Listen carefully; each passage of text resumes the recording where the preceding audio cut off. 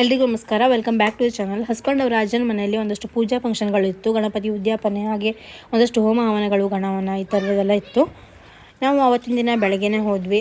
ಇವಾಗ ಎಲ್ಲ ಪ್ರಿಪ್ರೇಷನ್ ಎಲ್ಲ ನಡೀತಾ ಇದೆ. ಒಂದು ಕಡೆ ಪೂಜೆ ಹೋಮ ಹವನೆಲ್ಲ ನಡೀತಾ ಇದೆ.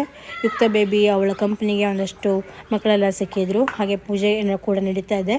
ಹಾಗೆ ಒಂದು ಸೂಪರ್ ಆದ ಊಟ ಕೂಡ ಇತ್ತು, ಎಲ್ಲ ವೆರೈಟಿಗಳು. ನಂತರ ಊಟ ಎಲ್ಲ ಆದಮೇಲೆ ಒಂದಷ್ಟು ರೆಸ್ಟ್ ಮಾಡಿ ಇವಾಗ ವಾಕಿಂಗ್ ಹೋಗಿದ್ದೀವಿ.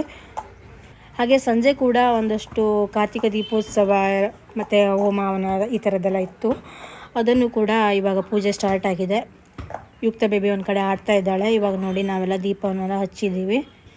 ದೀಪೋತ್ಸವ ಕೂಡ ತುಂಬ ಚೆನ್ನಾಗಿ ನಡೀತು. ಹಾಗೆ ಇದರ ಪೂರ್ತಿ ಲಾಗನ್ನು ನಮ್ಮ ಚಾನಲಲ್ಲಿ ನೋಡ್ಬೋದು. ನಿಮಗೆಲ್ಲ ಇವತ್ತಿನ ಈ ಮಿನಿ ಲಾಗ್ ಇಷ್ಟ ಆಯಿತು ಅಂದರೆ ಲೈಕ್, ಶೇರ್, ಸಬ್ಸ್ಕ್ರೈಬ್ ಮಾಡಿ.